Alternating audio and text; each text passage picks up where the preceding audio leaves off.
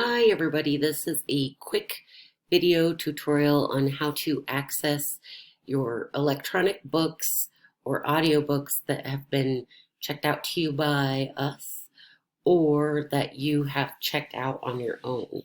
So you're going to go to clever.com and you're going to log in as a student. It won't let me go through the passes because I'm already registered here. But when you do that, it may ask for your school, which is APS Avenues. You need to make sure that you log in with your Google credentials. That's your school Gmail at aurorak12.org. And then the password that you use to enter into your email or enter into your Chromebook.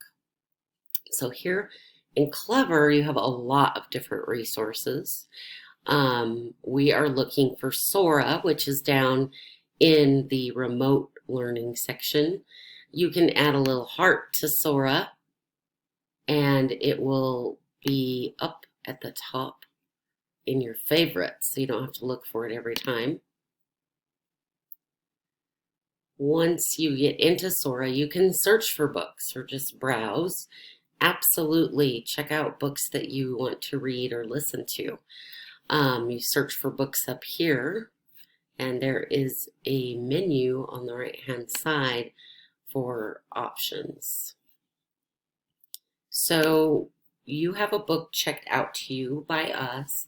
You're going to go down to the shelf, and that will open up any books that you have. So right now I have this book, Hope Nation by Rose Brock, and so I'm going to click on it. And I get a menu to open the book, renew the book. That's a biggie because sometimes they just expire suddenly and you lose your book. The send to device, that's very helpful if you have a tablet or you like to read on your phone. I like to read on my tablet because I can actually look up words as I'm reading and highlight pieces of text. On my computer, I'm not able to do that here in Sora. Let me know if you figure out a way to do it. So you can enter in your information to send this to a Kindle. There are free Kindle apps for phones and tablets if you want to know more about that. I'm happy to do a tutorial on that. So to go back here, when you finish it, you can mark as done, and it just records the amount of reading you're doing. So I'm going to open the book. All right. So as you can see, I'm inside of the book here, not just starting it. I have it set up so I have 2 pages that I'm seeing at one time as if I had opened an actual book. So up here in the upper right, you have some options. So the first one is to read 1 page or to read as 2 pages. You can search parts in the book. For example, if you are looking for a detail, you were like, oh, when did she talk about Khalil the first time? I could put Khalil's name in and search and find passages. So for this book, I'm going to type in hope and search, and I get all these different references to the word hope, and I can click and it will take me there. Okay.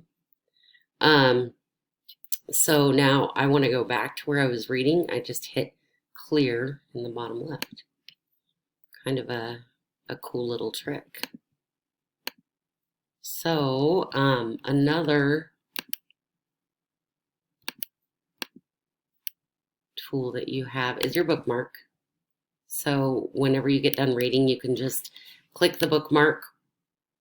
Also, if you're just in the middle of reading, if you just click in the upper part of the page, you'll get that bookmark.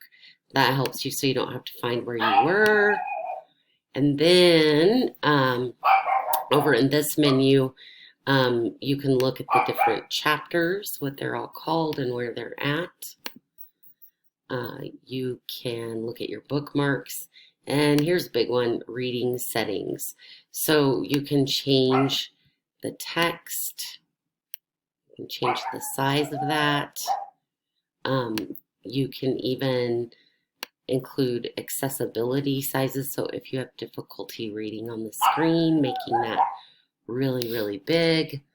You can change the lighting options so that it's easier on your eyes. You can change the different fonts so that it's something that's easier for you to read as well. Again, if you do read this on another device, then you can highlight, you can look up words. If you're reading this on another device, what you'll do is you'll just click on the sync button and it will sync your book across your devices. Sorry about my dog barking. Let me know if you want to know more about reading with the Kindle app or you have any other questions.